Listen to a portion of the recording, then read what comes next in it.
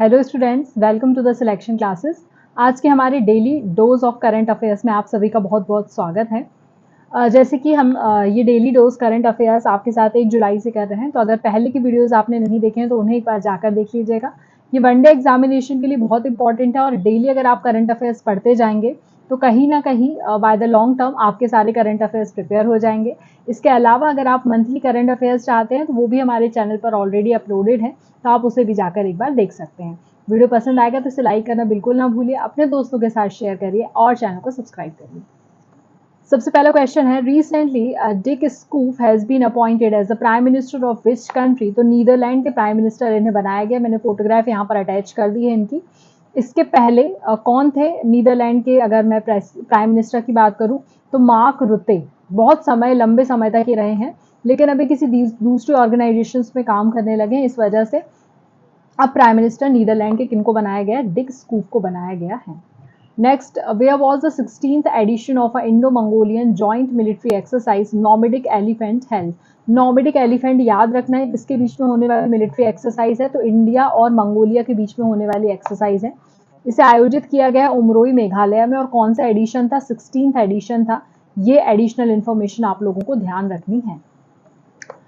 What is the primary objective of a low frequency array recently seen in use? तो basically low frequency array use किया गया है to observe the universe at a low frequency, low radio frequencies पे। Basically जो low radio frequencies होती हैं इनसे हमें बहुत ज़्यादा डेटा मिल नहीं पाता है, लेकिन अब यहाँ पर हम यूनिवर्स को लो रेडियो फ्रीक्वेंसी से मेजर करने वाले, और किसके द्वारा करने वाले हैं? तो एस्ट्रॉन करके हैं, उसने ये डेवलप किया हुआ है। तो अब देखते हैं इसका रिजल्ट कैसा आता है। अर्ली यूनिवर्स को एक्सप्लोर करने का एक तरीका है, अर्ली यूनिवर्स को एक्सप्लोर करने का एक तरीका है। ठीक है, आगे बात कर लेते हैं। What is Stena spectabilis recently seen in news. देख सकते हैं इस तरह के येलो कलर के फ्लावर होते हैं, तो अलग ही समझ में आ रहा होगा किस तरह की स्पीशीज है। तो इन्वेजिव प्लांट स्पीशीज है, कहाँ पाई जाती है? तो अगर मैं बात करूं तो वैनाड वाइल्ड लाइफ सेंचुरी है, वाइल्ड लाइफ सेंचुरी, वहां पर ये देखने के लिए मिलता है। येलो कलर का होता है और लीस्ट कंसर्न की कैटेगरी में से रखा गया है, लीस्ट कंसर्न की कैटेगरी में रखा गया है IUCN की रेड डेटा बुक में। तो ये आप लोगों को ध्यान रखना है। आगे बात कर लेते हैं, what is a down syndrome. देखिए इस तरह के बच्चे आप लोगों ने बहुत देखे होंगे। डाउन सिंड्रोम किस कंडीशन को कहते हैं? जब जो एक एक्स्ट्रा क्रोमोसोम है उसके कारण कंडीशन अकर होती है। तो ऑप्शन बी हमारा यहाँ पर सही हो जाता है।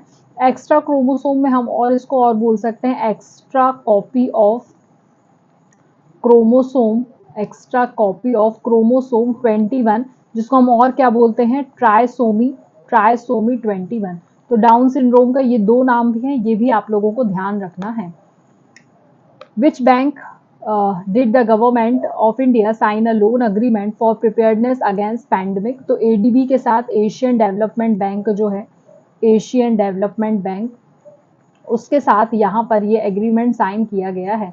जल्दी से मुझे कमेंट सेक्शन में लिखकर बताएंगे कि ADB का एस्टेब्लिशमेंट कब हुआ था? ADB का एस्टेब्लिशमेंट कब हुआ था? ठीक है, अगर मैं ADB की बात करूंगी तो मनीला फिलीपींस में इसका मुख्यालय है, मनीला फिलीपींस में इसका मुख्यालय है। जल्दी से मुझे कमेंट में लिखकर बताएंगे आप लोग कि इसका एस्टेब्लिशमेंट कब होता है। ठीक है, तो यहाँ पर ADB के साथ भारत ने एक एग्रीमेंट साइन किया है पैंडेमिक के लिए। जैसे कि कोविड-19 आया था, पैंडेमिक की कंडीशन आ गई थी, तो कहीं ना कहीं हम पहले से प्रिपेयर्ड रहे हैं ऐसी चीज़ों के लिए, उसके लिए किया गया है। $170 मिलियन की ये डील की गई है, तो ये आप लोगों को पता होना चाहिए। Then which union minister has recently launch the Nirman portal. तो ये जी कृष्ण रेड्डी के द्वारा किया गया है, जो कि यूनियन कोल एंड माइन के मिनिस्टर्स हैं, माइंस मिनिस्टर हैं। इनका नाम आप लोगों को ध्यान रखना है। क्या किया है इन्होंने? UPSC के जो स्टूडेंट्स हैं जिन्होंने प्रीलिम्स क्वालिफाई कर लिया है, तो मेंस के लिए पर स्टूडेंट 1 लाख रुपीज देने की बात करी है। कौन से स्टूडेंट? जो SC ST विमेन कैटेगरी में जो आते हैं उनकी बात करी गई है, या जिनकी सालाना इनकम 8 लाख से कम है। ठीक है ना, तो ये क्राइटेरिया है इसका, तो आप लोगों को ये ध्यान रखना है।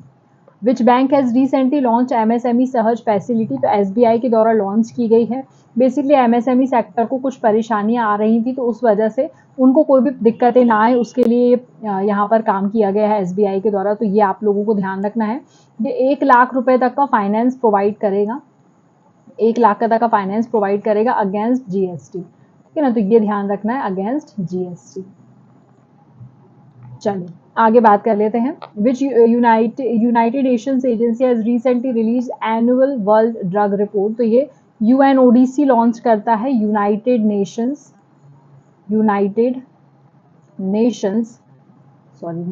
एजेंसी कॉम्बैट ड्रग, ठीक है ना, ड्रग एब्यूज। तो ये इसका एजेंसी का नाम आप लोगों को ध्यान रखना है। इनके अकॉर्डिंग 2022 में 292 मिलियन ड्रग यूजर्स हैं पूरी दुनिया में, ठीक है। तो ये चौंका देने वाली बात थी, बट फिर भी आपको पता होना चाहिए। नेक्स्ट है, when the independence day of America celebrated. तो 4 जुलाई को सेलिब्रेट किया जाता है। 4 जुलाई 1776 को अमेरिका को आज़ादी मिली थी और पहला डेमोक्रेटिक नेशन बना था अमेरिका। तो ये आप लोगों को ध्यान रखना है, ठीक है। सो आई होप आप लोगों को वीडियो अच्छा लगा होगा। अगर वीडियो अच्छा लगा है तो इसे लाइक करना बिल्कुल ना भूलिएगा, अपने दोस्तों के साथ शेयर कर दीजिएगा और चैनल को सब्सक्राइब कर दीजिएगा। कल मिलते हैं फिर से एक नए वीडियो के साथ। धन्यवाद।